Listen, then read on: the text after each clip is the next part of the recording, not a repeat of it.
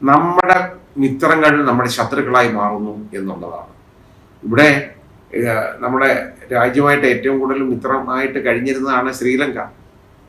ശ്രീലങ്കയിലെ ആ പോർട്ട് എന്ന് പറയുന്നത് കൊളംബോ പോർട്ട് വലുതാക്കി കഴിഞ്ഞപ്പോൾ അത് ചൈനക്കാരുടെ കയ്യിലാണ്.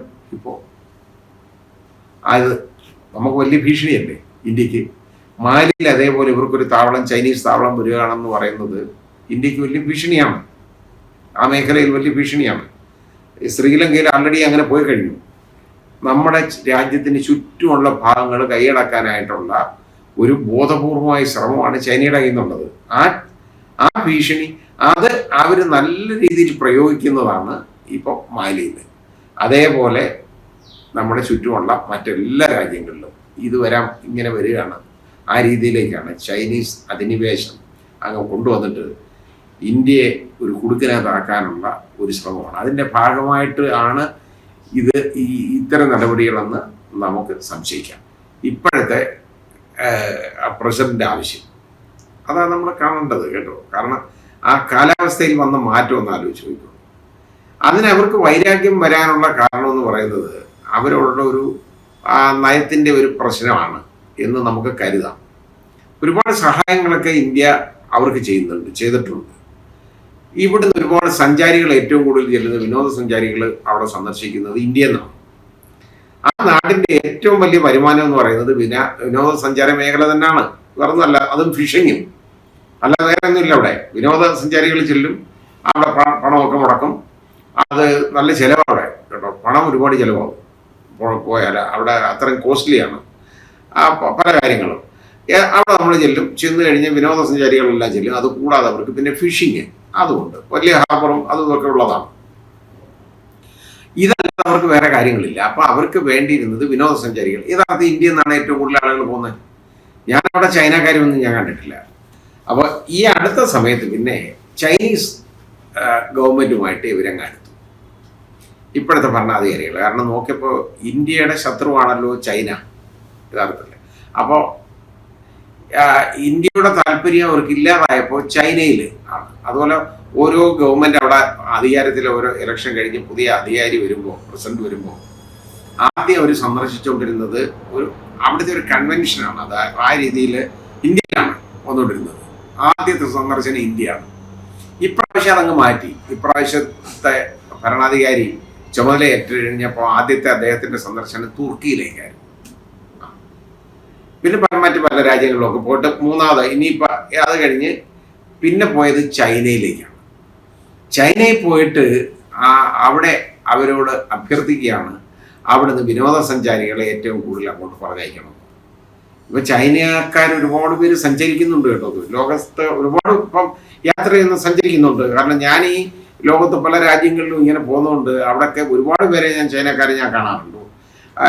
ഒരിക്കൽ തന്നെ എനിക്ക് തോന്നുന്നത് ഞാൻ കോപ്പൻഹേഗനിലേക്ക് കപ്പലിൽ, ഞങ്ങൾ കോപ്പൻഹേഗനിൽ വന്ന് ഇറങ്ങിയത് കപ്പലിലാണ്. അതായത്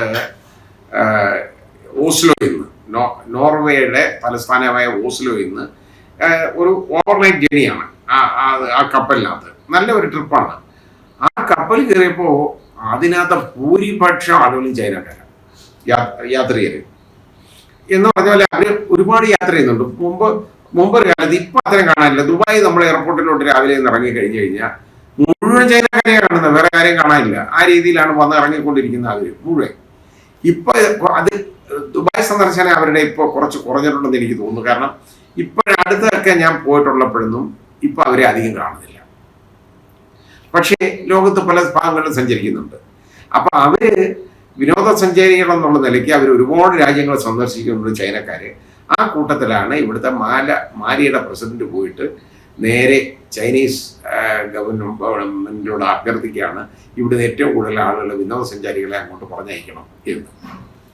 ഇതെന്താ കാര്യം എന്നറിയാം ഇതിനകത്ത്. അതായത് അവർക്ക് ഒരു തോന്നലുള്ളത്, ഈ മാലിദ്വീപുമായിട്ട് കോമ്പീറ്റ് ചെയ്യാനായിട്ട് ഇവിടുത്തെ ലക്ഷദ്വീപിനെ നമ്മുടെ ഗവൺമെന്റ് ഉപയോഗിക്കുന്നു, നമ്മുടെ സെൻട്രൽ ഗവൺമെന്റ് ആ രീതിയിലേക്ക് മാറ്റിക്കൊണ്ടുവരാനായിട്ട് ശ്രമിക്കുന്നു എന്നുള്ളതാണ് അവരുടെ ഒരു ഭയം.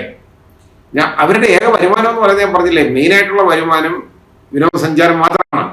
അപ്പോൾ അങ്ങനെയുള്ളപ്പോൾ ലക്ഷദ്വീപിൽ നമ്മൾ സഞ്ചരിക്കാൻ പോയി കഴിഞ്ഞിടത്തും വലിയ പണച്ചെലവൊന്നുമില്ല. അവിടെ താമസിക്കാൻ ഹോട്ടലുകളോ ആകെപ്പാടെ ഒരു ഹോട്ടൽ മാത്രമേ ഉള്ളൂ കേട്ടോ. അത് ആദ്യം ആ ബംഗാരം ആ ഐലൻഡിലെങ്ങാണ്ടേ ഉള്ളൂ ഞാൻ പോയിട്ടുള്ളതാണ്.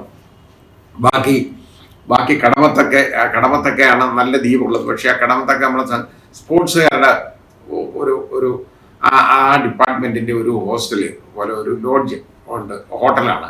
വലിയ മോശമല്ല, മുറിയൊക്കെ നല്ലതാണ്. അങ്ങനെയുള്ള ഒന്നോ രണ്ടോ പ്രസ്ഥാനങ്ങളല്ലാതെ അവിടെ നമ്മൾ ചെന്നാൽ താമസിക്കാനൊന്നും ഒരു മാർഗ്ഗമില്ല. അല്ലെങ്കിൽ നമ്മുടെ ആരെങ്കിലും പരിചയക്കാരൊക്കെ വേണം. എനിക്കവിടെ ആളുകളൊക്കെ വേറെ ധാരാളം ഉണ്ട് പലയിടത്തും പോയാലൊക്കെ. പക്ഷേ അങ്ങനെയുള്ളപ്പോൾ അവിടെ അവരുടെ ഒരു ആവാസ വ്യവസ്ഥ മുഴുവൻ തകിടം മറിച്ച് അവരെ ആ ജനസമൂഹത്തിനെ കേട്ടോ, അവർ പണ്ട് പുരാതന കാലം മുതലേ ആ രീതി കഴിഞ്ഞു വന്നുകൊണ്ടിരുന്നതാണ്. അവരുടെ എല്ലാ സ്വാതന്ത്ര്യവും കയ്യേറി അവരെ എല്ലാം ഏതാണ്ട് തടങ്കൽ പാളയത്തിലാക്കുന്ന മാതിരി ആക്കി ഇപ്പം ഗവൺമെൻറ് ഏതാണ്ടൊക്കെ അവിടെ ചെയ്യുന്നുണ്ട്.